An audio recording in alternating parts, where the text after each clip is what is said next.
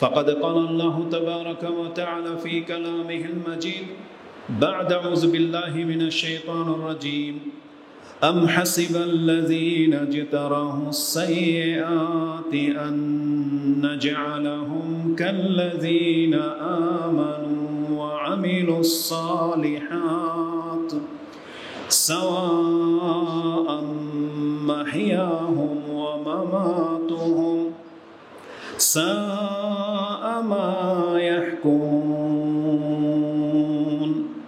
وعن عائشة رضي الله عنها أن رجلا قال للنبي صلى الله عليه وسلم إن أمي افتلتت نفسها وأظنها لو تكلمت تصدقت فهل لها أجر إن تصدقت عنها قال نعم أخرجه البخاري ومسلم في كتاب الصدقة.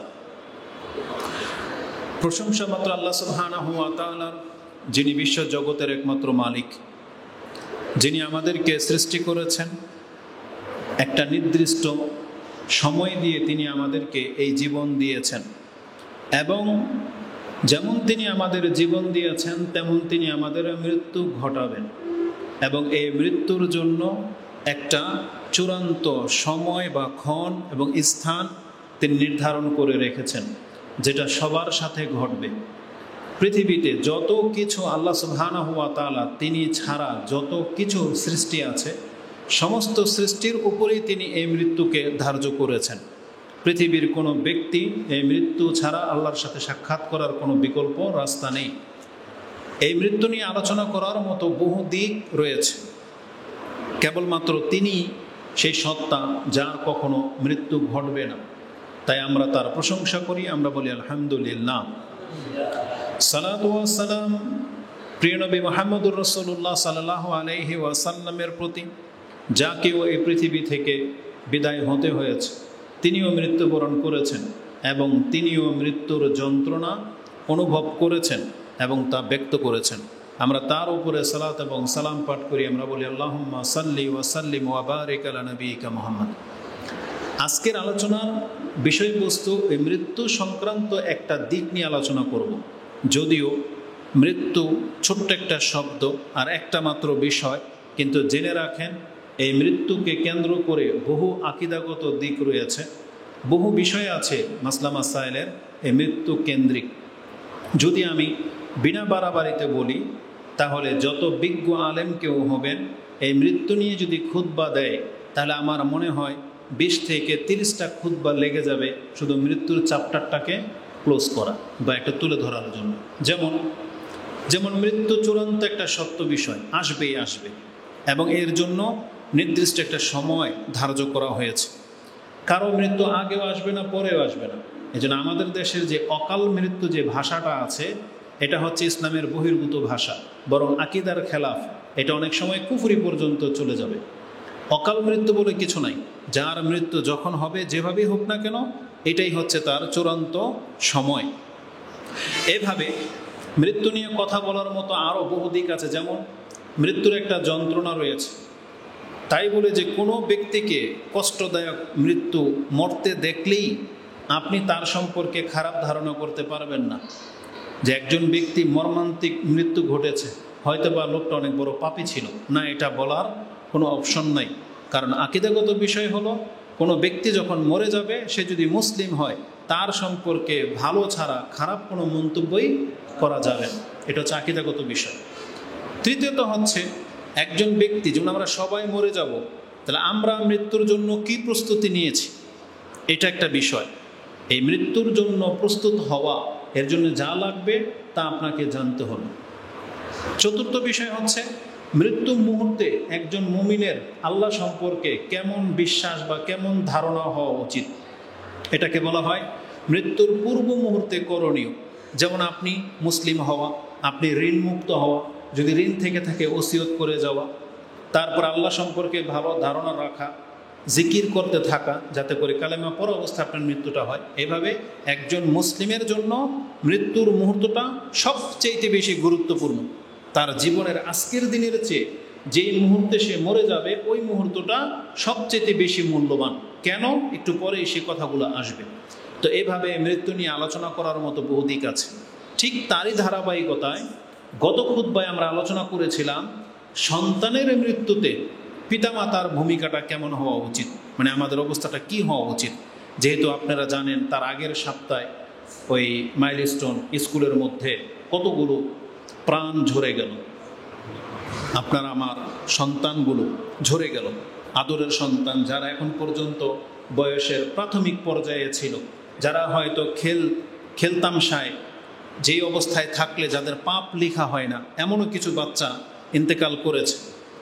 তো আমরা তাদের জন্য সাফাই গাচ্ছি না, কিন্তু এই ছোট ছোট প্রাণগুলো যেটা কলিজার টুকরা হয়, বাপমার অন্তর ফেটে যাওয়ার উপক্রম ঘটে, এই ধরনের বাচ্চাদের ক্ষেত্রে মুসলিম পিতামাতার কেমন হওয়া উচিত অবস্থা, এটা নিয়ে গত পর্বে আলোচনা হয়েছে। তাতে ছিল ধৈর্য ধারণ করা, এবং ধৈর্য ধারণ করা মানে আপনি কেঁদে কেটে অস্থির হয়ে যাওয়ার পরেই কি ধৈর্য ধারণ করবেন, এটা না, বরং তৎক্ষণাতেই ধৈর্য ধারণ করতে হতো, এবং তাতে আপনার মর্যাদা কি সেটাও আলোচনা করা হয়েছে। এই মৃত্যুর ধারাবাহিকতায় আকীদাগত বিষয় আলোচনা করেছিলাম যে আমাদের নবী মুহাম্মদুর রাসূলুল্লাহ সাল্লাল্লাহু আলাইহি ওয়াসাল্লাম তিনিও মৃত্যুবরণ করেছেন। এটা একটা সঠিক আকীদার বিষয়, কিন্তু যারা মনে করে রাসূলুল্লাহ সাল্লাল্লাহু আলাইহি ওয়াসাল্লাম ইন্তেকাল করেননি, এরা হচ্ছে বাতিল আকীদার লোক, এরা আকীদা ভ্রষ্ট। সে তওবা ছাড়া যদি মরে যায় বড় ধরনের বিপদে সে পড়বে কিয়ামতের মাঠে। তো এইভাবে অনেকগুলো দিক আছে মৃত্যু নিয়ে কথা বলার মতো। মৃত্যু নিয়ে কথা বলা যায়, ভালো এবং মন্দ মানুষের মৃত্যুর ধরন কেমন হতে পারে, অথবা ভালো মৃত্যু কোনটা, খারাপ মৃত্যু কোনটা, এই সম্পর্কে কোরআন হাদিসে যথেষ্ট কথা রয়েছে। আজকে এই ভাগের একটা দিক আপনার কাছে উল্লেখ করব, এটা হচ্ছে মন্দ বা অপছন্দনীয় মৃত্যুগুলো কি কি হতে পারে তার একটা দিক আজকে উল্লেখ করব, আর সেটা কয়েকটা ধাপে আপনার কাছে পেশ করব। প্রথমে আসুন, মৃত্যুরও কি অপছন্দনীয় কোনো বিষয় আছে? যেটা বলেছি এটা আকীদাগত একটা ব্যাপার, যে একটা মানুষ মরে যাবে, যেভাবে মরে গেল এটারও ভালো মন্দ আছে। হ্যাঁ, এটারও ভালো মন্দ আছে, কারণ আমরা বিচার করব আমাদের বিবেক দিয়ে না, আমাদের নবী মুহাম্মদুর রাসূলুল্লাহ সাল্লাল্লাহু আলাইহি ওয়াসাল্লামের আমল থেকে।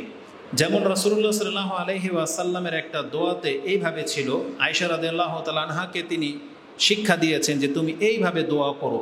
সে দোয়াটি আপনি ইবনে মাজাতে দোয়ার অধ্যায় পেয়ে যাবেন, কিতাবুস সুন্নাহ একবারে শেষ অধ্যায়ের মধ্যে সম্ভবত রয়েছে, বা দোয়ার অধ্যায়।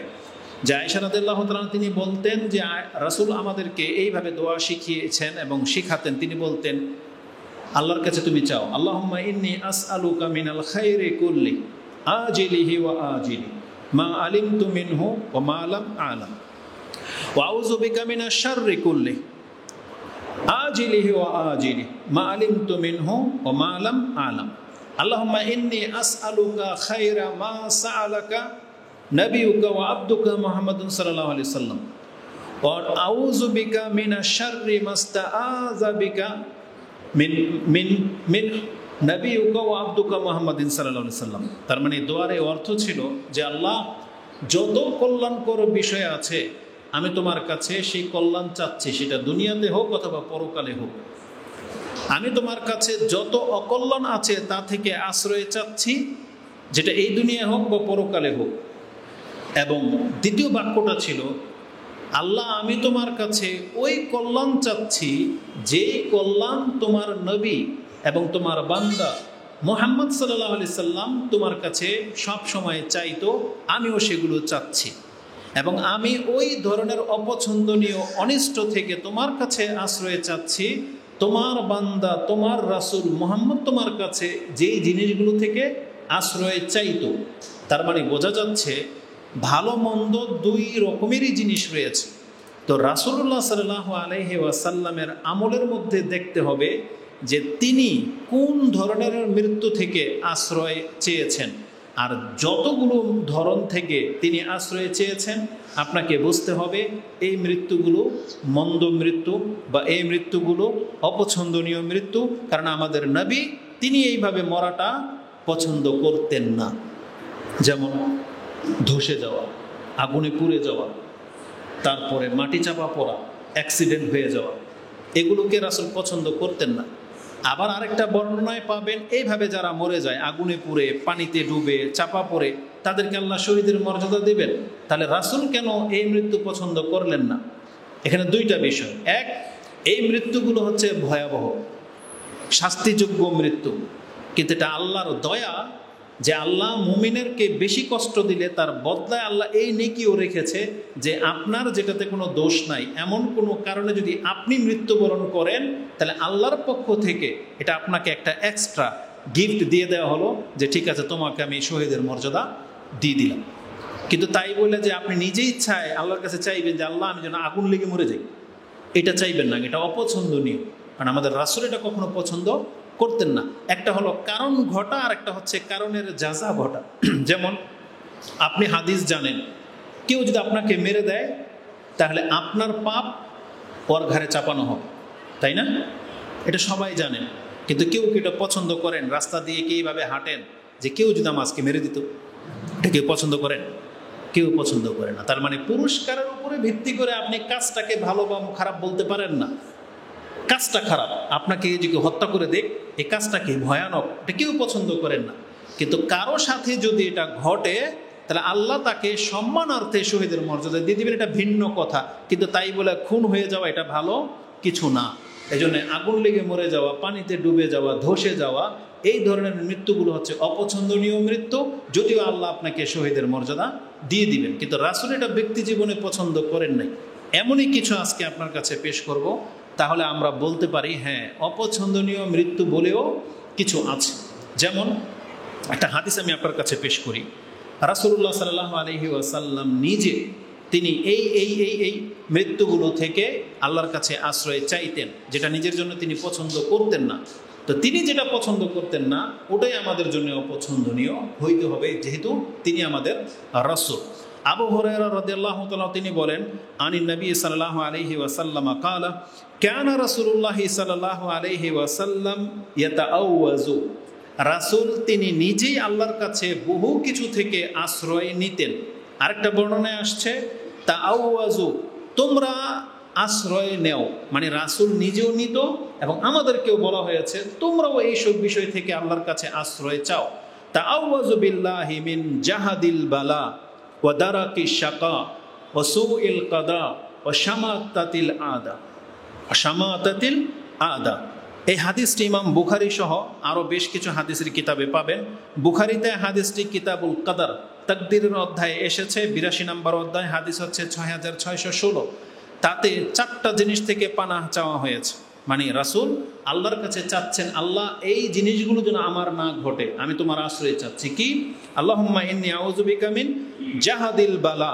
জাহাদিল বালা হচ্ছে এমন মারাত্মক ব্যাধি বা এমন মারাত্মক আঘাত, এমন মারাত্মক বিপদ যেটা মানুষকে একবারে মানে হালাক করে দেবে বা অনেক বড় ক্ষয়ক্ষতির দিকে ঠেলে দেবে।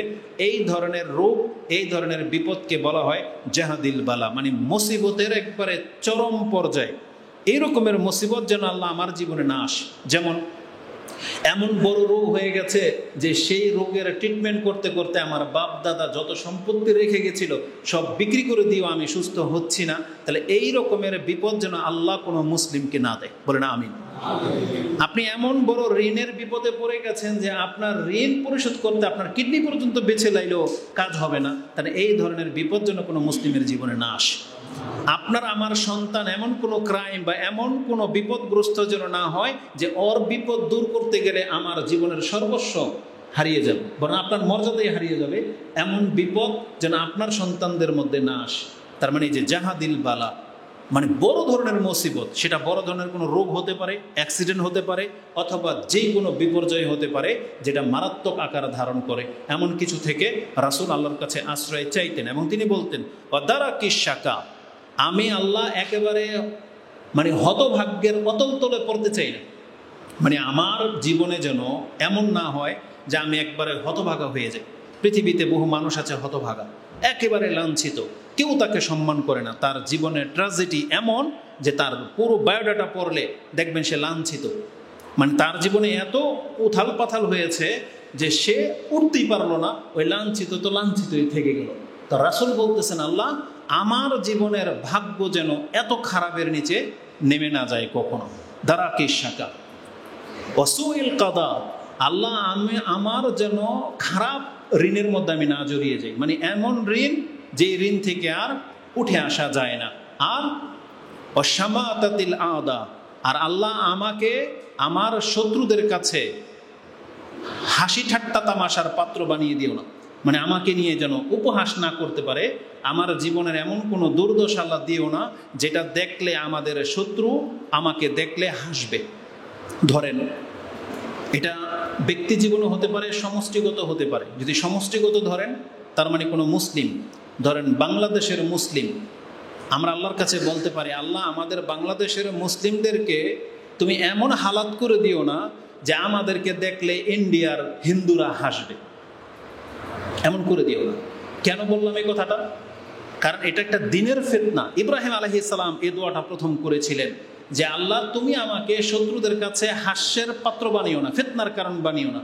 তার মানে আমি নবী হওয়া সত্ত্বে আমার অনুসারীদেরকে যদি পাপের কারণে হালাক করে দেয়, তখন কাফেররা মনে করবে যে ইব্রাহিম ভুল পথে ছিল, আমরাই হক পথে আছি। এই পুতুল পূজারীরা মনে করবে যে ওরা পুতুল পূজা করেও হক পথে আছে।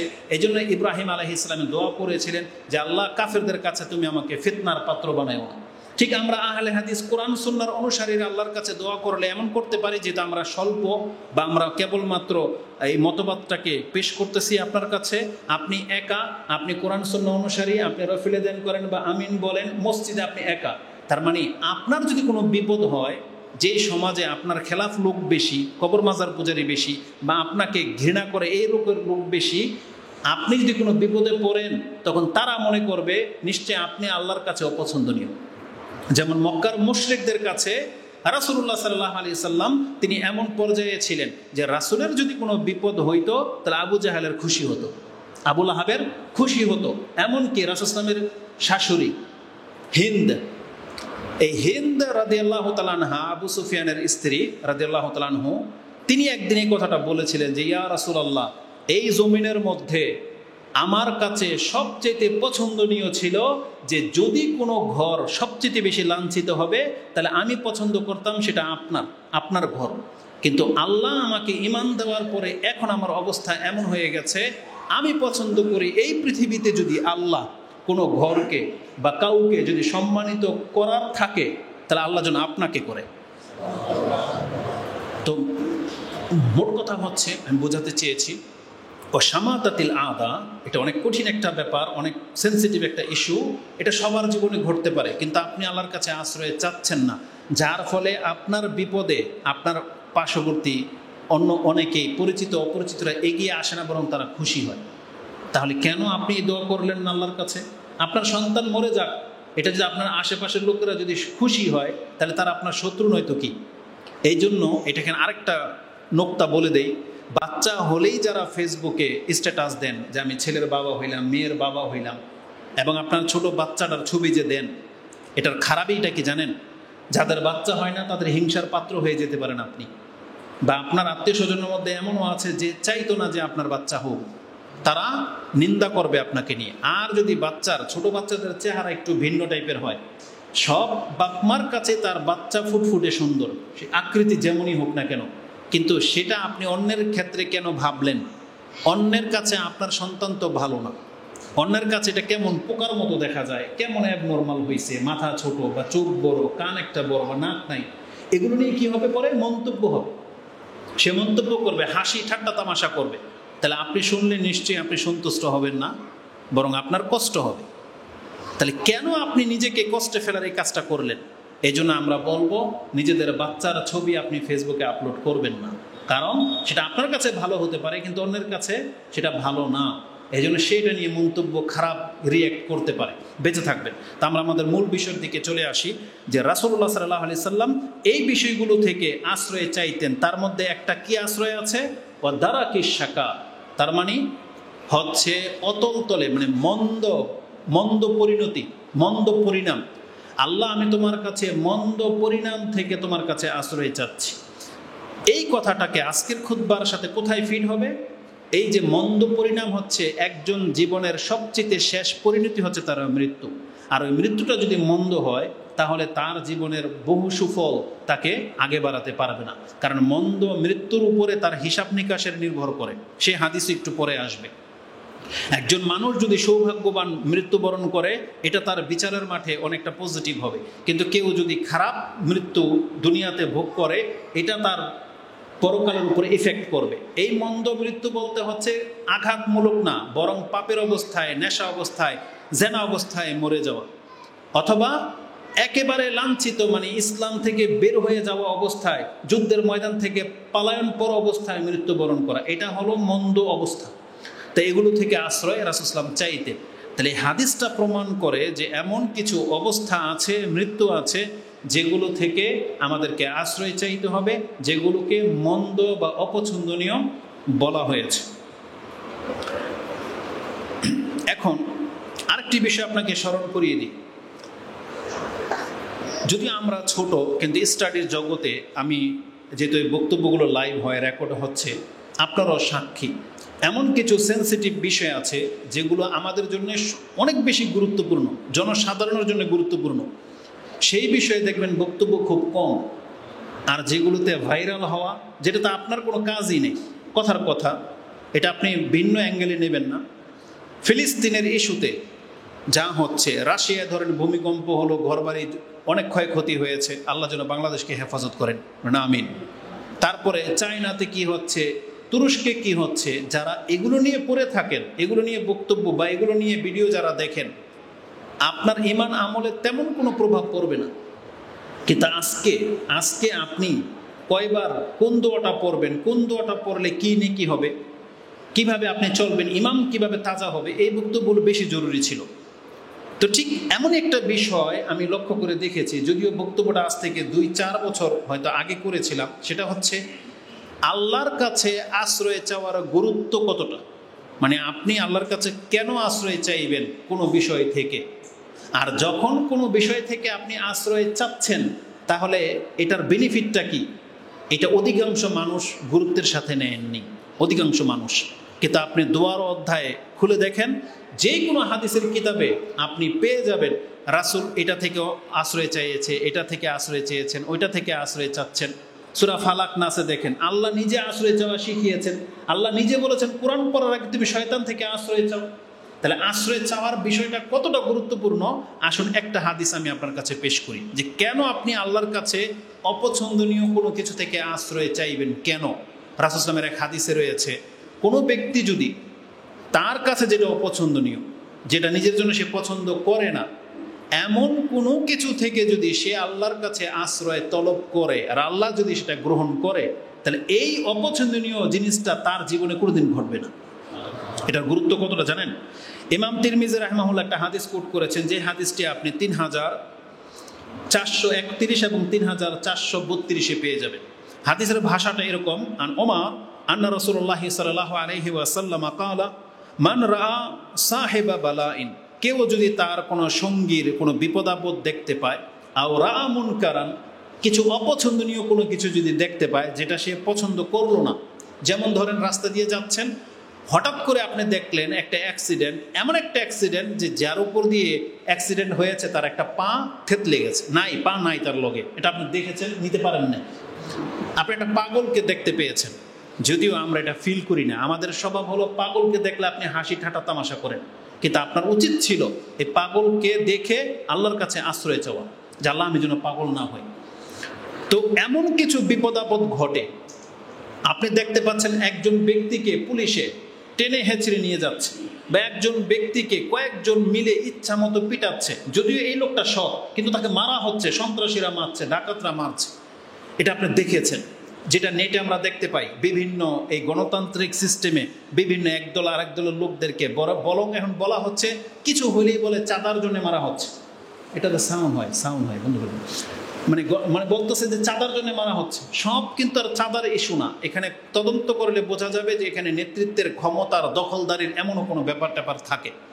তা আলাকুল্লি হাম, আপনি দেখতে পেয়েছেন যে কাউকে এভাবে পিটাচ্ছে, একজন মুসলিমের উচিত ছিল অবশ্যই সেটা অপছন্দ করে যে আমার সাথে যেমন এমনটা না হোক, তখন রাসূল বলেছেন, যদি কোনো ব্যক্তি এমন কোনো অপছন্দনীয় বা বিপদগ্রস্ত কোনো ব্যক্তিকে দেখে আর সে যদি এটা বলে, আলহামদুলিল্লাহিল্লাযী আফানি মিম্মা ইবতালাকা বি ওয়া ফাদ্দালানি আলা কাসীরিম মিম্মান খালাকা তাফদীলা, সে যদি বলে আলহামদুলিল্লাহ, আল্লাহ তোমাকে যেই বিপদে ফেলেছে, মানে ওকে তো শোনায় বলবে না, মানে ওর দিকে লক্ষ্য করে বলবে, যেই বিপদ ওর জীবনে চলে আসছে, যেই বিপদ, যেই অপছন্দনীয় জিনিসটা আপনার চোখে দেখতে পেলেন, যে আল্লাহ আলহামদুলিল্লাহ আফানি, আমাকে আল্লাহ এই বিপদ থেকে বাঁচাইছে, মানে আমি পাগলও না, আমি ঋণগ্রস্ত না, আমি নেশাগ্রস্ত না, আমি অপরাধীও না, আমাকে ক্রাইমও করা হয় নাই, আমাকে কেউ মিলে পিটাচ্ছেও না, মানে আপনি সেফ।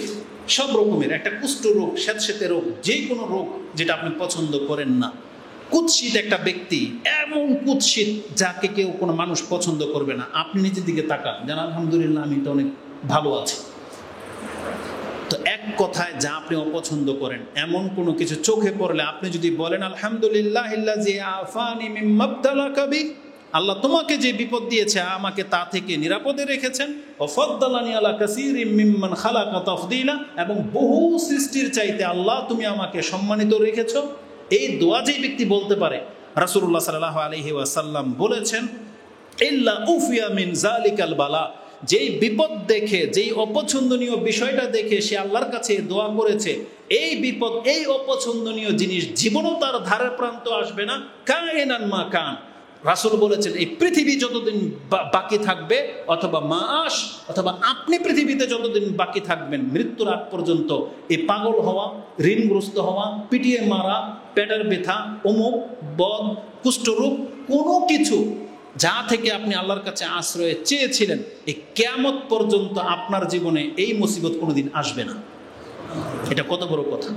তার মানে আল্লাহর কাছে আশ্রয় চাওয়ার গুরুত্ব এতটা অপরিসীম, যেটা অধিকাংশ মুসলিম আমরা ভ্রুক্ষেপ করি, আমরা কেউ পছন্দ করি না সেই জিনিসগুলো, তারপর আমি আল্লাহর কাছে বলতেছেন না কেন? অথচ আপনি জানেন, মরিয়ম আলাইহিস সালাম যখন জন্মগ্রহণ করেছিলেন, তার মা বলেছিল আল্লাহর কাছে, ওই জুহা বিজ্ঞা, এই যে দুইজনকে আল্লাহ তোমার আশ্রয় দিয়ে দিলাম মিনাশ শাইতানির রাজিম। রাসূল বলতেছেন, মরিয়ম আলাইহিস সালামের মায়ের এই আশ্রয় নেওয়া, যার ফলে পৃথিবীর সমস্ত বাচ্চা যখন জন্মগ্রহণ করে, তখন জন্মগ্রহণ করলেই শয়তান তার লজ্জাস্থানে বা পেটে খোঁচা দেয়, আর খোঁচা দিলেই কিন্তু বাচ্চা কাঁদে। কেবলমাত্র দুইজন সন্তানকে শয়তান স্পর্শ করতে পারেনি, তার একজন হচ্ছেন মরিয়ম আলাইহিস সালাম এবং তার ছেলে ঈসা আলাইহিস সালাম। এটা কিসের বরকত? ওই যে তার নানির দোয়া, ঈসা আলাইহিস সালামের নানির দোয়া, যে আল্লাহ আমি আমার সন্তানকে এবং ওর সন্তানকে তোমার আশ্রয় দিয়ে দিলাম শয়তান থেকে। এই জন্য শয়তান সব বাচ্চাকে খোঁচা দিতে পেরেছে, শুধু ঈসা আলাইহিস সালাম এবং তার মা মরিয়মকে টাচ পর্যন্ত করতে পারেন। এটা কত বড় ব্যাপার! তাই আমাদেরকে আল্লাহর কাছে দোয়া করা শিখতে হবে এবং দোয়ার পাওয়ার জানতে হবে, এবং আল্লাহর সাথে আমাদের ওই সম্পর্কটা গড়ে তুলতে হবে, যাতে করে আমি আর আপনি দোয়া করার ফলে সেই ফ্যাসিলিটির যেন পাই।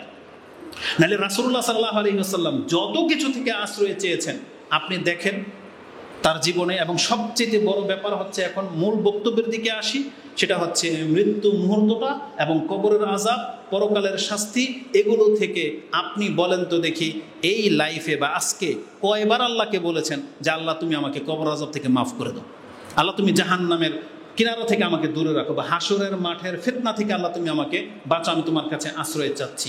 আমরা কয়বার বলি আল্লাহকে? আমরা বলি না তেমন একটা, অথচ এটা অনেক গুরুত্বপূর্ণ ব্যাপার। তো আসুন আমরা এটা আপনাকে বুঝালাম যে আল্লাহর কাছে আশ্রয় চাওয়ার মর্যাদা কি সেই সম্পর্কে। এখন আপনি আল্লাহর কাছে আশ্রয় চাইবেন, কি থেকে আশ্রয় চাইছি? সবচেয়ে মন্দ এবং খারাপ মৃত্যু হচ্ছে অমুসলিম অবস্থায় মরা। এটা হচ্ছে সবচেয়ে মন্দ মৃত্যু।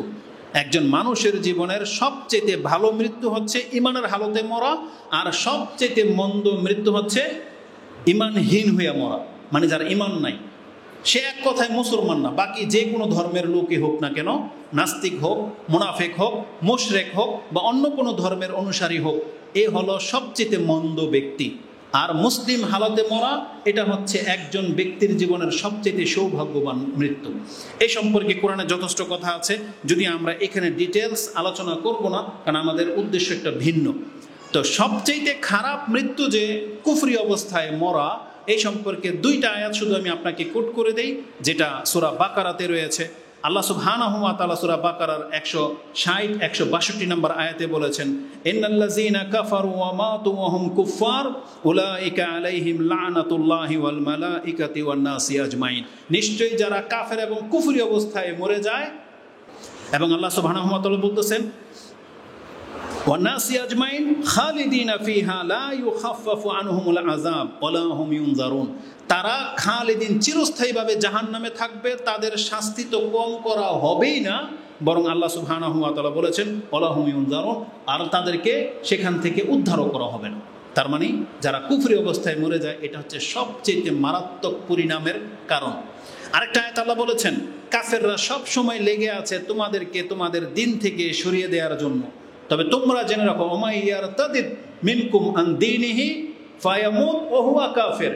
কেউ যদি তার দিন থেকে সরে যায় এবং কুফরি অবস্থায় মরে যায়, ফাউলাইকা হাবিতাত আমালুহুম ফিদ দুনিয়া ওয়াল আখিরা ওয়া উলাইকা আসহাবুন নারি হুম ফিহা খালিদুন। এই আয়াতটা আপনি সূরা বাকারাতে পেয়ে যাবেন, যেটা আপনি 217 নম্বরে এই আয়াত রয়েছে। আল্লাহ বলেছেন, যারা তার ধর্ম থেকে মুখ ফিরিয়ে নেবে আর ওই অবস্থায় যদি কাফের অবস্থায় মরে যায়, ফিরে যদি আবার না আসে, কুফরি অবস্থায় যদি মরে যায়, তাহলে তার আমল যা ছিল সব বরবাদ হয়ে যাবে এবং কিয়ামতের মাঠে এই ব্যক্তির কঠিন শাস্তি তাকে পেতে হবে, যেটা আপনি 217 নম্বরে পেয়ে যাবেন। তাহলে কাফের অবস্থায় মরা সম্পর্কে 2টা আয়াত আমি আপনার কাছে এখানে পেশ করে দিলাম। তাই আল্লাহ সুবহানাহু ওয়া তাআলার সেই আয়াতটা স্মরণ করিয়ে দিই, যারা মুসলিম আছেন খুতবাতে উপস্থিত হন, একটা আয়াত সবসময় মনে রাখবেন। আল্লাহ বলেছেন, ইয়া আইয়ুহাল্লাযীনা আমানুত্তাকুল্লাহা হাক্কা তুকাতিহি ওয়া লা তামুতুন্না ইল্লা ওয়া আনতুম মুসলিমুন। দেখো হে ঈমানদাররা, তোমরা মুসলিম না হয়ে মৃত্যুবরণ করবে না। আল্লাহকে যথার্থ ভয় করার চেষ্টা করো এবং অন্তত মুসলিম না হয়ে তুমি মৃত্যুবরণ করো না। তার মানে মুসলিম হয়ে মরতে পারা এটা সৌভাগ্যের লক্ষণ, এটা হচ্ছে সবচেয়ে ভালো মৃত্যু। আর পাপ অবস্থায় বা কাফের অবস্থায় মরে যাওয়া, এটা হলো মন্দ মৃত্যুর প্রথম। দ্বিতীয় ধাপ আসে। দ্বিতীয় ধাপ হচ্ছে আমরা আলহামদুলিল্লাহ কাফের না, মুসলিম। তাহলে আমাদের মন্দ মৃত্যু কি? রাসূল বলেছেন বা কোরআন হাদিসে যেটা পাওয়া যায় সেটা হচ্ছে পাপ করা অবস্থায় মরে যাওয়া। আমি বড় বড় পাপের উদাহরণ দেব না, ছোট পাপই ধরে নেন। আপনার দাড়ি নেই, মরে গেলেন, পাপ অবস্থায় মরলেন। প্যান্ট টাকনার নিচে সিগারেট খাচ্ছেন আর মরলেন, জর্দা চাবাচ্ছেন আর মরলেন। তাহলে হারাম খাওয়া অবস্থায় আপনি মরতেছেন। একটা ব্যবসায়ী, সুদী প্রতিষ্ঠান, ব্যাংকিং সিস্টেমে আপনি চাকরি করতেছেন আর সেখানে চাকরিরত অবস্থায় আপনি মরে গেলেন, আপনি পাপের অবস্থায় আছেন। জমিতে চাষাবাদ করতেছেন, আরেকজনের আইল কেটে আপনি ঢুকে যাচ্ছেন, যে কোদাল দিয়ে কুবাচ্ছেন, ওই সময় যদি বজ্র পরে আপনি মরে যান, তা আপনি পাপের অবস্থায় মরলেন। এইভাবে জীবনের প্রত্যেকটা অ্যাঙ্গেলে জেনা করতে অবস্থায় যদি কেউ মরে যায়, ফিল্ম দেখা অবস্থায় যদি কেউ মরে যায়, এগুলো সব হচ্ছে পাপের অবস্থায় মরা। মাজারে গিয়ে সেজদা করতেছেন, ওই সময় যদি আপনার মৃত্যু চলে আসে, বা মাজার থেকে ফেরার পথে যদি আপনার মৃত্যু চলে আসে, এগুলো হচ্ছে পাপের অবস্থায় মরা। মানে চলমান পাপের মধ্যে থেকে মরা, এটা হলো সবচেয়ে মারাত্মক। কাফের পরের পরিণতি হচ্ছে এটা, মানে পাপী বলে গণ্য হওয়া। এটা খুবই সেন্সিটিভ, যেটা আজকে অধিকাংশ মুসলিম হওয়া সত্ত্বেও এই বিষয়টাকে আপনি গুরুত্ব দিচ্ছেন না, বরং গাড়িতে বসে আপনি ল্যাংটা দেখেন আর আপনি টিকটক নিয়ে সারা জার্নি পার করেন, আর যখন অ্যাক্সিডেন্ট হয়ে যায় তখন আপনি চিৎপটাং হয়ে পড়ে থাকেন। তাহলে আপনার এই মৃত্যুটা হচ্ছে মন্দ মৃত্যুর একটা মৃত্যু। কেন জানেন?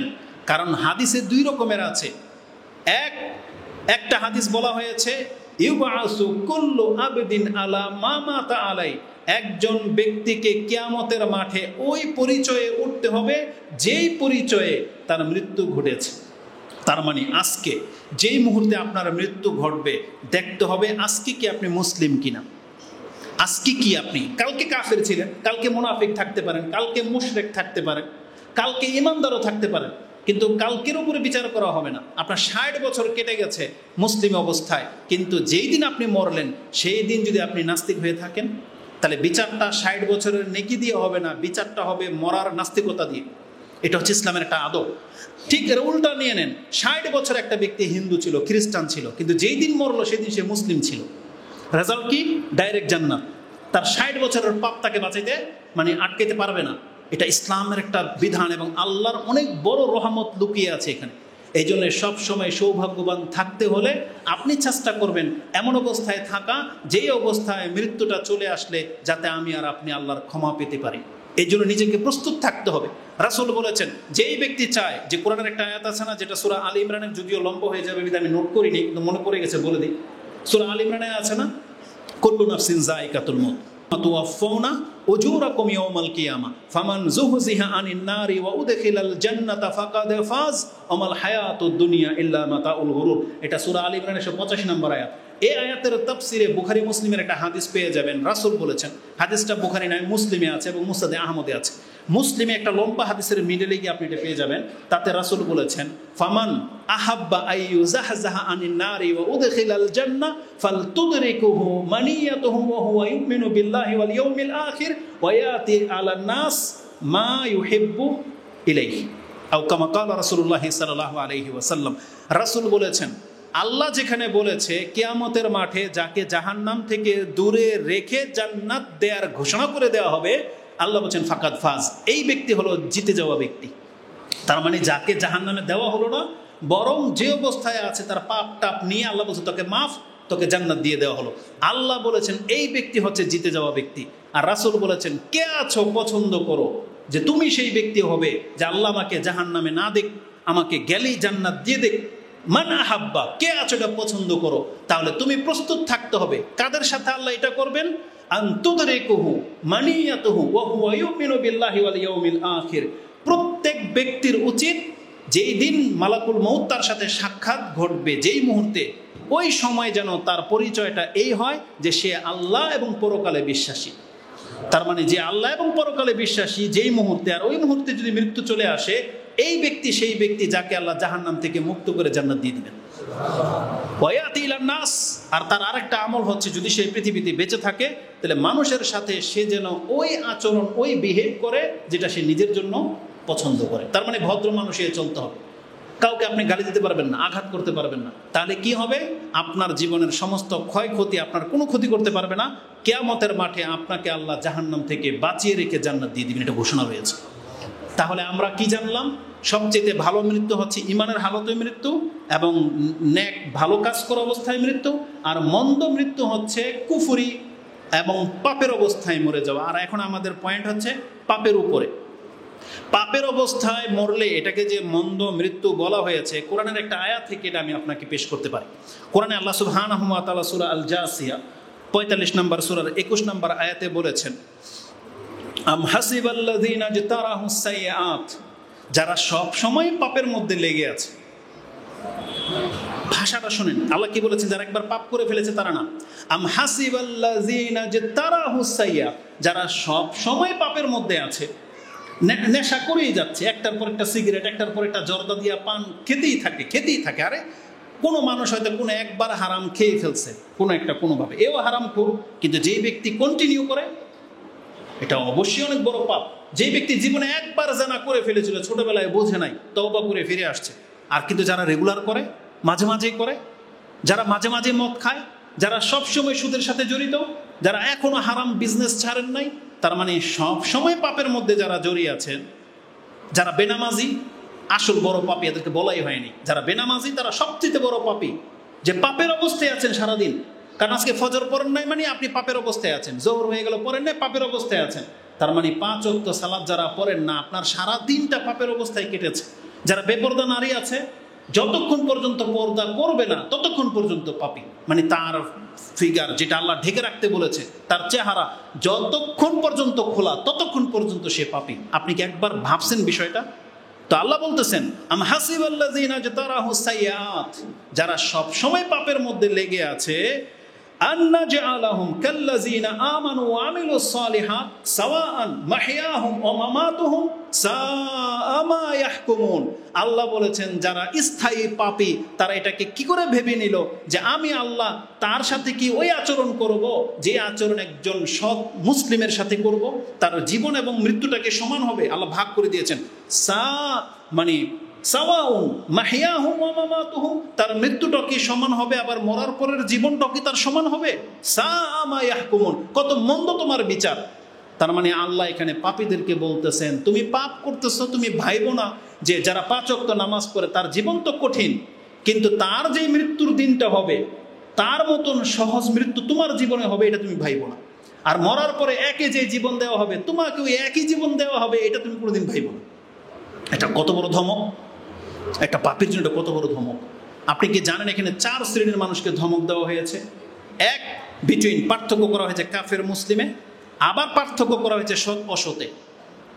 মানে এক তো কাফেরদের তুলনায় আমরা বেটার, আর আমাদের মধ্যে সৎ লোকেরা আমাদের চাইতে বেটার। কারণ সৎ লোকের মৃত্যু আমাদের মতো হবে না, যেমন কাফের মৃত্যু আমাদের মতো হবে না। আমাদের মুসলিমদের মৃত্যু হবে কাফেরদের চাইতে সহজ, আর সৎ ব্যক্তির মৃত্যু হবে পাপীদের চাইতে সহজ। এটার জন্য আরেকটা আয়াত আমি আপনাকে এডিশনে যোগ করে দিই, সেটা হচ্ছে সূরা সদ 38 নম্বর সূরার 28 নম্বর আয়াতে আল্লাহ বলেছেন, আমনা জাআলুল লাযিনা আমানু ওয়া আমিলুস সালিহাতি কাল মুফসিদিনা ফিল আরদ আমনা জাআলুল মুত্তাকিনা কাল ফুজ্জার। আল্লাহ বলেছেন, কি মনে করো আমি একজন ঈমানদার সৎ ব্যক্তির সাথে ওই আচরণ করব যেমন একটা কাফের ফাসাদকারীর সাথে করব, আর নাকি আমি মুত্তাকিদের সাথে সেই আচরণ করব যে আচরণ একটা পাপীর সাথে করব? তার মানে এখানে আল্লাহ ভাগ করে দিয়েছেন, মানে 4টা শ্রেণী। এক হলো মুমিন মুসলিম এবং সৎ, আরেকটা হচ্ছে কাফের বেঈমান আর পাপী। এই জন্য আল্লাহ সুবহানাহু ওয়া তাআলা বলেছেন, এদের প্রত্যেকের জীবন এক না, নিঃসন্দেহে পাপীদের মৃত্যু কঠিন থেকে কঠিন হবে। এই জন্য পাপের অবস্থায় মরে যাওয়া, এই জন্যই বলেছি এটা একটা মন্দ মৃত্যু। আর রাসূলুল্লাহ সাল্লাল্লাহু আলাইহি ওয়াসাল্লাম থেকে ইমাম বুখারী তার কিতাবুল কাদারের মধ্যে একটা হাদিস কোট করেছেন, যেটা আপনি 6602 নম্বরে পেয়ে যাবেন। তাতে আছে 6607, তাতে আছে রাসূলুল্লাহ সাল্লাল্লাহু আলাইহি ওয়াসাল্লাম বলেছেন, ইন্নাল আবদালা ইয়ামালু আমালা আহলিল জান্নাহ ওয়া ইন্নাহু মিন আহলিন নার ওয়া ইন্নামাল আমালু বিল খাওয়াতিম। কেন আপনি পাপের অবস্থায় মরলে এটা মন্দ মৃত্যু? কারণ রাসূল বলেছেন, কত ব্যক্তিকে দেখা যায় প্রথমে ভালোই ছিল, ভালো ভালো কাজ করতেছে, কিন্তু লোকটা জাহান্নামী। কিভাবে নির্ণয় হবে?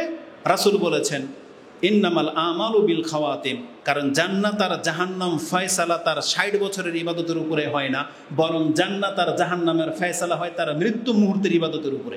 তার মানে ওই মুহূর্তে আপনি কি অবস্থায়, কি পজিশনে আছেন। এই জন্য ধরেন আমরা এখন এখানে অবস্থানে আছি, এই মুহূর্তে কেউ না কেউ মার্কেটে আছে, এই মুহূর্তে কেউ না কেউ কোনো ক্লাবে আছে, পার্কে আছে, জেনা করা অবস্থায় আছে, আছে না? এখন পৃথিবী ধ্বংস হয়ে গেল, আপনি আল্লাহর কাছে কি আশা করতে পারেন বলেন তো? ক্ষমা, জান্নাত আশা করতে পারেন না? কিন্তু এই যে আশাটা নিয়ে আমরা এখানে বসে আছি, ওই জেনায় যারা লিপ্ত, যারা সিগারেট খাচ্ছে, যারা টিভি দেখতেছে, ওরা কি আল্লাহর কাছে এই আশাটা করতে পারবে? কোনোদিন করতে পারবে না, কারণ সেই মুখ নিয়ে আল্লাহর কাছে দাঁড়ায়নি। এই জন্য নিজেকে সবসময় এমন পজিশনে রাখার চেষ্টা করেন, যেই পজিশনে থাকলে যে আপনার ভুল ত্রুটিগুলো আল্লাহ ক্ষমা করে দিবেন, এবং আল্লাহ আপনার চেহারার দিকে তাকালে নিজের বান্দা বলে স্বীকৃতি দিবেন, এবং আপনার পাপগুলোকে ক্ষমা করে দিবেন। আমাদেরকে সেই পজিশনে এসে দাঁড়াতে হবে। এর জন্য কি লাগবে? মুসলিম হওয়া লাগবে, আর যতটুকু সম্ভব যখন তখন ভালো ভালো কাজের মধ্যে লিপ্ত থাকতে হবে। কারণ এখান থেকে যাওয়ার পরে যদি আমরা পাপে লিপ্ত হয়ে যাই, তাহলে এই নামাজের পরে যদি আমাদের মৃত্যু না আসে, ওই পাপের অবস্থায় যদি মৃত্যু আসে, তাহলে রেজাল্টটা কিন্তু উল্টো হয়ে যাবে। এই জন্য প্রত্যেকটা মুসলিম ভাই এবং বোনদেরকে এটা স্মরণ রাখতে হবে, আমাদের একটা ভালোর পরে আরেকটা ভালো কাজে লেগে থাকতে হবে। তারপরে যদি মৃত্যু আসে, আলহামদুলিল্লাহ, যখন তখন আমরা ভালো অবস্থায় মৃত্যু দাবি করতে পারবো। এই যে রাশিয়াতে যখন ভূমিকম্প আসছে, ওই সময় তো কেউ ঘুমিয়েছিল, পাপ্পর অবস্থায় ঘুমিয়েছে। তাহলে আমাদের মুসলিমদেরকে স্মরণ রাখতে হবে, এটা শুধু রাশিয়ার ঘটনা, তুরস্কের ঘটনা না, পৃথিবীর যেই কোনো অঞ্চলে যখন তখন সুনামি, ভূমিকম্প হতেই পারে। কারণ এটা হচ্ছে কিয়ামতের একটা আলামত, আর এটা থেকে কোনো রাষ্ট্র নিরাপদে থাকবে না। যেখানে মদিনায় পর্যন্ত ভূমিকম্প হবে, এটা আপনারা দেখতে পাবেন। তো কথা হচ্ছে যে তারপর আমরা আল্লাহর কাছে দোয়া করি, আল্লাহ যতদিন আমরা বেঁচে আছি, আল্লাহ তুমি আমাদেরকে নিরাপত্তা দিয়ে দাও, আমিন। তো এটা হচ্ছে একটা তৃতীয় মৃত্যু, হচ্ছে যেটা হবে আজকের খুতবার মূল বিষয়, কিন্তু টাইম পাস হয়ে চলে গেছে। আর এই বিষয়টা এত বড় লম্বা যে এটাই হইতে হইতে আজকের মূল বিষয়। তবে আজকে কিছুটা হইলে ইঙ্গিত করি, যেটা নিয়ে, যে চিন্তা নিয়ে আজকের খুতবাটা সাজিয়েছি, সেটা হচ্ছে আপনারা ইদানিং লক্ষ্য করতে পেরেছেন কিনা, খবরাখবর দেখতে পাচ্ছেন যে অমুক ব্যক্তি রাত্রে শুয়েছে, হঠাৎ মৃত্যু, মরে গেছে। রাস্তা দিয়ে, দোকান নিয়ে সবাই বসে চা খাচ্ছেন, কথা বলতেছেন, হঠাৎ বলে ধরতে ধরতে বলছে মরে গেছে। এটা তো হঠাৎ মৃত্যু, আকস্মিক মৃত্যু বলে। রাস্তা দিয়ে হাঁটতেছে, বজ্র পড়লো, সে কি কোনোদিন চিন্তাও করেছিল যে আজকে আমি মারা যাব? গরু চড়াতে গেছে খেতে, গরু সহ সে মরে গেছে। সে কি ভাবতে পেরেছিল যে আজকে আমি মরে যাব? এগুলোকে বলা হয় আকস্মিক মৃত্যু। আপনি রাস্তা দিয়ে হাঁটতেছেন ভদ্রভাবে, পেছন থেকে এক গাড়ি এসে আপনাকে মেরে দিল, এটা কি হঠাৎ মৃত্যু? এইভাবে জীবনের বহু ক্ষেত্রে এই হঠাৎ মৃত্যু, আকস্মিক মৃত্যু ঘটতে আপনি দেখতে পাবেন। অহরহ ঘটতেছে। এটা নিয়ে আমি যখন ঘাঁটলাম তখন দেখতে পেলাম হাদিসে এই সম্পর্কে একটু ইঙ্গিত করা হয়েছে যে এটাও কিয়ামতের একটা আলামত। আর এটা রাসূল সাল্লাল্লাহু আলাইহি ওয়াসাল্লামের যুগেও ছিল, কিন্তু কিয়ামত যত কাছাকাছিতে চলে আসবে এটা মানুষের সাথে বেশি ঘটবে, যখন তখন বিনা কোনো কারণে মানুষ মরে যাবে, হার্ট ব্লক হয়ে যাবে, হার্ট অ্যাটাক করবে, মাথা ঘুরে পড়ে যাবে, অথবা কোনো বিপদ বজ্র আঘাতে মরবে, অথবা ধসে যাবে, অ্যাক্সিডেন্টে মরবে, অথবা কেউ তাকে মেরে দেবে। মানে এটা হঠাৎ মৃত্যু, মানে আপনার কোনো কিছু বুঝে ওঠার আগেই আপনি মরে যাবেন। এটাকে বলা হয়েছে মৌতুল ফাজা, মানে হঠাৎ মৃত্যু হয়ে যাওয়া। রাসূলুল্লাহ সাল্লাল্লাহু আলাইহি ওয়াসাল্লামের একটা হাদিস থেকে ইঙ্গিত পাওয়া যায়। সেই হাদিসটি সাহিহুল জামে 5899 এবং সিলসিলাতুল আহাদিস সাহিহার মধ্যে নাসিরউদ্দিন আলবানী সাহিহ হাসান বলেছেন 2292-তে রয়েছে।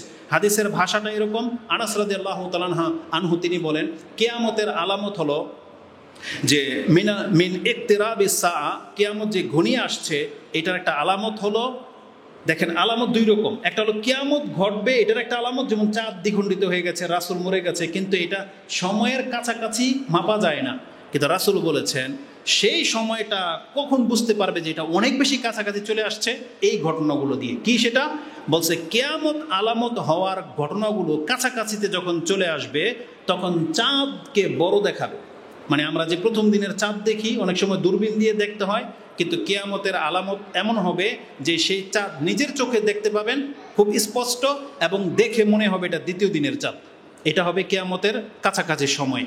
এবং মানুষ মসজিদগুলোকে পারাপারের রাস্তা হিসেবে ব্যবহার করবে, মানে মসজিদেও নামাজের জন্য আসবে না, মানে রাস্তা দিয়ে যেতে হয় মসজিদগুলোকে ঠিক ওই রকমের রূপান্তরিত করে দেবে, আসবে আর যাবে, মানে মসজিদের সাথে তার অন্তর লাগা থাকবে না। কোন একটা প্রয়োজনে রাস্তা দিয়ে মানুষ যায় না, মসজিদগুলোকে এরকম তুরুপ বানিয়ে ফেলা হবে। এটা ব্যাখ্যা করা হয়েছে দুই রকম, হয় মসজিদকে সরিয়ে দিয়ে রাস্তা বানিয়ে ফেলা হবে, অথবা বলা হয়েছে আপনি নিজেই মসজিদটাকে রাস্তার মতন ব্যবহার করবেন। তার মানে কি, রাস্তা দিয়ে মানুষ অতিক্রম করে নাকি রাস্তার মধ্যে অনেকক্ষণ বসে থাকে? মানে পারাপার হবেন, রাস্তার মধ্যে বসে থাকবেন আপনি, তার মানে আপনার রাস্তা দিয়ে পার হবেন। তাহলে আজকে মুসলিমদের সাথে মসজিদের সম্পর্ক হলো আপনি যেন মসজিদে আসবেন আর যাবেন, মানে মসজিদের সাথে আপনার অন্তর লাগা থাকবে না। এটা কিয়ামতের একটা কাছাকাছি সময় ঘটবে। এবং রাসূল সাল্লাল্লাহু আলাইহি সাল্লাম বলেছেন, ও আইয়াযহারা মাউতুল ফাজা, এবং আকস্মিক মৃত্যু প্রকাশ পাবে। তার মানে এই যে হঠাৎ মরে যাওয়া এটা খুব বেশি মাত্রায় বাড়বে। যেহেতু হাদিসটা হাসান, গ্রহণযোগ্য, আর এটা হচ্ছে কিয়ামতের আলামত, তার মানে এটা শুধু ইহুদি নাসারাদের সাথে ঘটবে না, এটা আমাদের সাথেও ঘটবে। এবং মুসলিমদেরকে এই শিক্ষা থেকে এখান থেকে শিক্ষা নিতে হবে যে আপনার আমার সাথেও হঠাৎ মৃত্যু ঘটতে পারে। আমাদের মুখ দিয়ে কালেমা উচ্চারণ হওয়ার সময় আমি আর আপনি নাও পেতে পারি। আপনি ভালো একটা কাজ করবেন, সেটা নাও করতে পারেন। কেন আজকের এই হাদিসটাকে কেন্দ্র করে আমি আমার এই বক্তব্যটাকে সাজিয়েছি, আমি জাস্ট প্রথমে এটাকে অনেক বড় মন্দ অবস্থা হিসেবে নিয়েছিলাম, কিন্তু এটা নিয়ে ঘাঁটতে গিয়ে দেখলাম আরব শেখরা বলতেছে যে না, হঠাৎ মৃত্যু সবার জন্য খারাপ না, হঠাৎ মৃত্যু মুসলিম সৎ ব্যক্তিদের জন্য একটা রুখসাত হিসেবেও নেওয়া যায়। মানে তাকে আল্লাহ কষ্টবিহীন মানে নিয়ে গেলেন, এটা পজিটিভলি নেওয়া যায়। তবে দলিলগুলো বলতেছে এটা মন্দ দিকে বেশি যায়, যদিও দলিলগুলো অতটা স্ট্রং না, দুর্বলতা আছে। কারণ একটা হাদিসে আমি পেলাম যে রাসূলুল্লাহ সাল্লাল্লাহু আলাইহি সাল্লাম হঠাৎ মৃত্যু থেকে আশ্রয় চাইতেন। একটা হাদিসে রয়েছে ইয়াতাআওয়াযু মিন মাউতিল ফাজা, রাসূলুল্লাহ সাল্লাল্লাহু আলাইহি ওয়াসাল্লাম হঠাৎ মৃত্যু থেকে আল্লাহর কাছে আশ্রয় চেয়েছেন। এই হাদিসটা প্রথম আমার চোখে পড়ে, তারপরে আমি বক্তব্যটা সাজিয়েছি, কিন্তু তাহাকিক করে দেখলাম হাদিস জাল, মানে গ্রহণযোগ্যই না। এই হাদিসটি আল মৌজুম আল কাবির লিত-তাবারানীতে আছে, কিন্তু হাদিস হচ্ছে জাল। তার চেয়ে হালকা হাদিস হচ্ছে তিরমিজিতে আছে, কিন্তু আরও আশ্চর্যের ব্যাপার হলো এর মন্তব্য নিয়ে। আগে হাদিসটা বলি যে রাসূলুল্লাহ সাল্লাল্লাহু আলাইহি ওয়াসাল্লাম থেকে বলা হয়েছে যে তিনি বলেছেন, মুমিনের মৃত্যু হলো ঘামবে, তার শরীর ঘামবে। মুমিনের মৃত্যু এমনভাবে হবে তার শরীরটা ঘামবে। ইয়াকুল ইন্না নাফসাল মুমিন তাখরুজু রাশহান, মানে ঘেমে তার শরীর থেকে আত্মাটা বেরোবে। এটা আরেকটা হাদিসের মধ্যে প্রমাণ আছে, তিরমিজিতে সেই হাদিস আছে যে আল মুমিনু ইয়ামুতু বিআরাকিল জাবিন, যে মৃত্যু মুহূর্তে মুমিনের কপাল ঘামে, এটা হচ্ছে মুমিনের লক্ষণ। তার মানে এই হাদিসের এই টুকরাটা গ্রহণযোগ্য। তারপরে রাসূল বলতেছেন ওয়ালা উহিব্বু আইয়ামুতা কামাউতিল হিমার, তবে আমি গাধার মতো মরতে পছন্দ করি না। তাকে জিজ্ঞাসা করা হয়েছিল যে কালা মাউতুল হিমার অমা মাউতুল হিমার ইয়া রাসূলুল্লাহ, গাধার মতো মৃত্যু কি? তখন রাসূল বলেছেন মাউতুল হিমার ইয়ানি মাউতুল ফাজা, মানে হঠাৎ করে মরে যাওয়া, এটা গাধার মৃত্যু, এটা আমি পছন্দ করি না। তো এই হাদিসটি ইমাম তিরমিজি কোট করেছেন 980 নম্বরে। আশ্চর্যের ব্যাপার হলো এই হাদিসের তাহকিকে বাশশার বলে একজন তাহকিককারী আছেন, তিনি বলতেছেন এই হাদিস তিরমিজিতে নাই, মানে ইমাম তিরমিজি এই হাদিস জীবনে লেখেইনি। তাহলে তিরমিজিতে কোত্থেকে আসলো আল্লাহ আলম জানান, কারণ আপনি অ্যাপস করলে দেখবেন 980 নম্বরে হাদিস রয়েছে, কিন্তু আল বাশশার বা বাশশির তিনি বলতেছেন লাইসা মিন সুনানি তিরমিজি কাতান, এটা তিরমিজিতে কোনো কালেই ছিল না। তার মানে কোথা থেকে মিস্টেক বশত এখানে হাদিসটা কপি করা হয়ে গেছে, আল্লাহু আলম। তাহলে মানে এই হাদিসগুলো হচ্ছে দুর্বল, কিন্তু সবল হাদিস কোনটা? ওইটা যেটা কিয়ামতের একটা লক্ষণ হলো আকস্মিক মৃত্যু। আর রাসূলুল্লাহ সাল্লাল্লাহু আলাইহি ওয়াসাল্লামের এই আকস্মিক মৃত্যু সম্পর্কে আরেকটা যেটা হাদিস হয়, যেটা আবু দাউদ কোট করেছেন, সেটা হবে আজকের আলোচনার মূল বিষয়। সেটাতে রাসূলুল্লাহ সাল্লাল্লাহু আলাইহি ওয়াসাল্লাম তিনি বলেছেন কালা মাউতুল ফাজা আখজাতু আসাফিন, হঠাৎ মৃত্যুটা হচ্ছে আল্লাহর আযাবের একটা আযাব, আল্লাহর শাস্তির একটা শাস্তি, মানে আল্লাহ যার উপরে রাগান্বিত তার ক্ষেত্রে এই মাউতুল ফাজা হয়ে থাকে। তার মানে এই আখাজা আসাফিন, আসাফিন মানে আই গাদাবিন, এর কোরআনের একটা আয়াত রয়েছে আসিফুন, ওই আয়াতের তাফসিরে গেলে আপনি এই ব্যাখ্যাটা পেয়ে যাবেন। আয়াতটা রয়েছে সূরা যুখরুফ 43 নম্বর সূরার 55 নম্বর আয়াতে আল্লাহ বলেছেন ফালাম্মা আসাফুনা ইন্তাকামনা, যখন তারা গজবকারীরা আমার সামনে আসলো বা তারা পাপে লিপ্ত হলো, ইন্তাকামনা আমি তার প্রতিশোধ নিলাম, মানে আল্লাহ তাদেরকে শাস্তি দিয়ে পাকড়াও করেছিল। তা আসাফুন বহু বচন ব্যবহার করা হয়েছে, ওই আসাফের বহু বচন। তার মানে হঠাৎ মৃত্যুটাকে আল্লাহর শাস্তিগুলোর মধ্য থেকে একটা শাস্তি বলা হয়েছে। তো আরবদের ব্যাখ্যা দুই রকম পেলাম, ওই যে বললাম মুমিনদের জন্য একটু ছাড় দিয়েছেন, যদিও হাদিস সহিহ না, ইমা আয়েশা রাদিয়াল্লাহু তাআলা হাদিস, আমি সেই দিকে যাব না। মূল কথাটা হলো আপনার আমার যদি হঠাৎ মৃত্যু চলে আসে, আপনি কষ্ট পেলেন না, এটা তো ভালো, মন্দ কেন হবে? মন্দটা কেন হবে এইটাই শুধু আপনাকে ইঙ্গিত করে দিই। এটা যে একটা মন্দ বিষয়, তার প্রথম হাদিস আয়েশা রাদিয়াল্লাহু তাআলা আনহা তিনি বলতেছেন, একজন ব্যক্তি এসে বলতেছে ইয়া রাসূলুল্লাহ ইন্না উম্মি উফতুলিয়াত নাফসুহা, আমার মার আত্মাটা হঠাৎ করে বেরিয়ে গেছে, মানে তিনি হঠাৎ মৃত্যু মুখে পতিত হয়েছেন। ওয়াজুন্নুহা, আমার ধারণা তার সম্পর্কে লাউ তাকাল্লামাত, যদি সে কথা বলার মতন ক্ষমতা পেতেন, তাসাদ্দাকাত, তিনি হয়তো কিছু দান করার কথা বলে যেতেন, কিন্তু সেটা তো সে পারল না। এটা ইমাম বুখারী এবং মুসলিম কোট করেছেন। তার মানে একজন ব্যক্তি যদি সুযোগ পায়, একজন মুসলিমের চরিত্র এটা, যদি সে সুযোগ পায় হয়তো সে তওবা করবে, হয়তোবা সে মুখ দিয়ে লা ইলাহা ইল্লাল্লাহ বলবে, অথবা সে যে পাপটা করেছে কারো কাছে ক্ষমা চাইবে। দেখেন মরার সময় অনেকে, আপনি যখন রোগীদের সাথে দেখা করতে যান, আপনি কি বলেন? যে আমি অনেক বেয়াদবি করেছি, আমাকে মাফ করে দিন, বলে কিনা? তার মানে কোনো মুসলিম যদি এই সুযোগটা না পায়, তখন তাকে বুঝতে হবে যেটা আল্লাহর এক ধরনের অসন্তুষ্টি তার প্রতি, যে আল্লাহ তাকে তওবা করার সুযোগ দিতে চাচ্ছে না। এই জন্য এটাকে অপছন্দনীয় করা হয়েছে। এই জন্য অপছন্দনীয় যে আপনি মরার সময় আপনি বলতেও পারতেছেন না যে মসজিদে 50,000 টাকা দিয়ে দিও, বলতেও পারতেছেন না। কারণ ওই সুযোগটাই আপনি পান নাই। কিন্তু যেই ব্যক্তি বিছানায় কয়েকদিন ধরে অসুস্থ, শুনতেছে যে সে বেশি দিন বাঁচবে না, মরে যাবে, হতে পারে সে লা ইলাহা ইল্লাল্লাহ বলতেছে, হতে পারে সে আস্তাগফিরুল্লাহ বলবে, হতে পারে সে দান সৎকার কথা বলতে পারে। এই জন্য হঠাৎ মৃত্যুতে এই সংবাদ তার হয় না, সে তওবাও করতে পারে না, এটা হচ্ছে তার সবচেয়ে বড় ব্যর্থতা। আরেকটা কথা বলে দিই, একটা বক্তব্য ভিডিও বলেছিলাম যে উর্দুর এক ড্রাইভার শেখ বলতেছে যে একজন ব্যক্তি মরার সময় এক করে দো করে করতে করতে মরে গেছে। কেন? এই জবান এটা এমন একটা জিনিস, আপনি একটা গান, কেরাত, গজল বা গালাগালি যা মুখ দিয়ে সারাদিন বলবেন, আপনি দেখবেন আপনার অজান্তে ওই শব্দটা হঠাৎ করে মুখ দিয়ে বেরিয়ে যাবে। যারা গান গায় তাদের মুখ দিয়ে এরকম গান বেরিয়েতেই থাকে, রাত্রে ঘুমাইলেও তারা কি গান গায়। মুদির দোকানদার যারা ওই যে লবণ, তেল, চিনি যা মাপে বিছানায় বিলে তাই করে। বাসের কন্ট্রাক্টরদের কথা শুনেছি, ওই যে যেভাবে বাস থাপড়ায়, রাতেও নাকি চোখের মধ্যে এভাবে থাপড় দেয়। তার মানে এটা তার স্বভাব। তো যেই ব্যক্তি যেই অবস্থায় তার জবানটাকে চর্চা করে রাখে, যেমন ধরেন ব্যথা পেলে আপনি কি বলেন? উ, তাই না? মাগু এটা বলেন না? কিন্তু যারা অভ্যস্ত আমল করতে, তাদের মুখ দিয়ে বেরোবে না, তারা বিসমিল্লাহ বলে। ব্যথা পেলে কি বলে? বিসমিল্লাহ। হঠাৎ করে একটা বজ্র পড়েছে, বলবে বিসমিল্লাহ, বা লা হাওলা ওয়ালা কুওয়াতা ইল্লা বিল্লাহ বলতেছে, লা ইলাহা ইল্লাল্লাহ অনেকে বলতেছে, বলে না? আবার অনেকে এগুলো বলে। তা আমি বোঝাতে চেয়েছি, আপনার জবানটাকে যদি আপনি কন্ট্রোল করেন আর অভ্যস্ত করেন, তাহলে আপনার মরার সময় হঠাৎ মৃত্যু আসুক আর যাই আসুক, আপনার মুখ দিয়ে লা ইলাহা ইল্লাল্লাহ, আল্লাহ, আস্তাগফিরুল্লাহ বেরোবে। কিন্তু ওই ব্যক্তি যে ওই যে লোড আনলোডিং করতো, এককারে দোকারে করতে করতে পেছন থেকে যখন গাড়ি তাকে চাপা দিয়েছে, তখন তার মুখ দিয়ে ওই শব্দগুলি উচ্চারণ হচ্ছিল যেগুলো একটু আগে সে উচ্চারণ করছিল। তা আমি আপনাদেরকে বলবো যে হঠাৎ মৃত্যু আসলে মানুষের মুখ দিয়ে হয়তো কোনো কিছু বলার ক্ষমতাই থাকে না, আপনি হয়তো তওবা ইস্তেগফার করার সুযোগ পাবেন না। এই জন্য যা আমল করার আগে থেকেই করতে হবে এবং আল্লাহর কাছে আশ্রয় চাইতে হবে যে আল্লাহ আমার যেন হঠাৎ মৃত্যু না হয়, আমি যেন তওবা করার সুযোগটা পাই। কারণ আমাদেরকে জানানো হয়েছে যার শেষ কালেমা হবে লা ইলাহা ইল্লাল্লাহ দাখালাল জান্নাহ। যেই ব্যক্তি লা ইলাহা ইল্লাল্লাহ বলে মরতে পারবেন, আপনি কিন্তু জান্নাত পেয়ে যাবেন। এটা আল্লাহর বড় স্যাক্রিফাইস বা বড় ছাড়। এই স্যাক্রিফাইস শব্দটাও বলি, অনেকে আবার এটাকে আপত্তি করেছে যে আল্লাহ স্যাক্রিফাইস কেন করবে, কিন্তু আসলে আমি আপনাকে ছাড়ের অর্থে বলতে চাচ্ছি, এটা আল্লাহর পক্ষ থেকে একটা ছাড়, যেটা আমাকে আল্লাহ মাফ করে দেবে। যেন আল্লাহর কাছে দোয়া করে, আল্লাহ আমাদের এমন কোনো ভয়ানক কঠিন মৃত্যু আল্লাহ তুমি দিও না যেটা আমাদের মান সম্মানের ক্ষুণ্ণ হয়, যেটা মানুষ ভালোভাবে নিতে পারে না। আল্লাহ তুমি আমাদেরকে সম্মানজনক মৃত্যু দান করো, আমিন। আকুলু লিকাউলি হাযা আস্তাগফিরুল্লাহ লি ওয়া লাকুম ওয়া লিসাইরিল মুসলিমিন ফাস্তাগফিরু ইন্নাহু হুয়াল গফুরুর রহিম।